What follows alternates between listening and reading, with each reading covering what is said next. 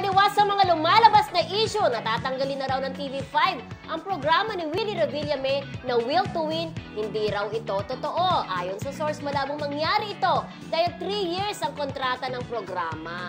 Alam niyo na napabalita yan, talaga namang hindi naman pwedeng pagka hindi may mga issue na kesyo nagagalit yung management dahil sa style ni Willie. Nasabi nila yung Will to Win daw dapat palitan na ng Will to Sermon. May mga ganun sa mga social media, di ba? Parang lagi kasi siyang nagagalit, nai-stress, lahat pinapagalitan, kahit yung director, kahit yung mga host napapahiya daw. Yung host nakikita, dahil ko minsan side ko, parang sabi niya. Parang hindi na makontrol ni Willie ang kanyang init ng ulo, no? Siguro yun talaga siya. Yan si Willie Revillame, dyan siya nakilala. Hindi, pero parang mas siya ngayon compared dati. Hindi, mas tame siya dati. Talaga? Mas tame pa siya. Pero sa totoo lang, huwag magalit si Willie, hindi ko maramdaman ng show niya. Hindi, yun nga, kaya nga may Ikaw, mga balita. naramdaman ninyo? Hindi pa rin, parang gano'n. Pero yung dati lahat ng shows ni Willie, hindi. Sabi nga, kaya nga napabalita na tatanggalin dahil bagsak daw sa rating. At the same time, konti mga commercials sa pumapasok. Ito na nga lilinawin na 3 years pa yung kanyang kontrata at satisfied naman daw yung network dahil daw mataas naman daw ang rating kumpara doon sa dating show na nandun sa time slot niya. So walang issue. So hindi totoo ang issue na tutsugihin na yung show. Kasi to take that 3 years ka, binayulit mo yung kontrata once sa tinanggal mo. Di ba may mga ganyang balita din nung lumipat ang It's Showtime sa GMA na kesyo trial daw kung 6 months daw na hindi tumaas ang rating, tatanggalin daw. May mga yun lang po ay mga haka-haka ngayon, ilang kung saan months na ang It's nanggagaling, Showtime di ba? doon, no? Nakakailang months na ang It's Showtime doon. Matagal na. Matagal na rin. Alam nyo, bukod dyan sa sa Will to Win, may nabalitaan din ako na tatanggal na rin daw yung Itbulaga. May ganun diba, din, di ba? Pero I doubt, di ba? Kasi may mga contract yan Teka lang.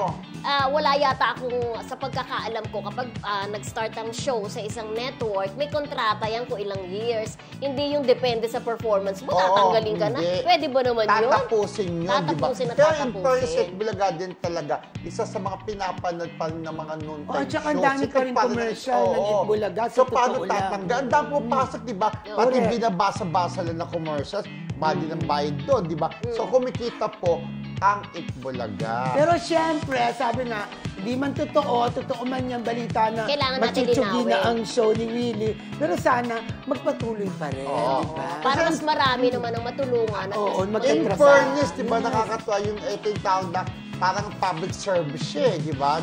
Talaga, bukod sa nag-enjoy pa sa mga palaro, talaga pero medyo, nabibigyan ng ang ko lang, medyo doon din sa mga comment ng mga netizen, na medyo lang muna, yung yung stress-free sana, no? Na parang pagpasensyahan na kung anong pagkukulang ng staff. Lalo na yung napapanood emosyon niya. ka sa live na show, dapat talaga, huwag kang huwag pagpunta ng mga mainit ang ulo. Kasi talagang mga minsan hinahati-hati nila pag napapanood nila yung Will to Win, hati nila stress, ipapakita yung mga galit ni Willie. Pagsasama-sama, pinagsama-sama. Splice. Ang tawag doon, splice. Hindi splice, di ba? Hinahati-hati.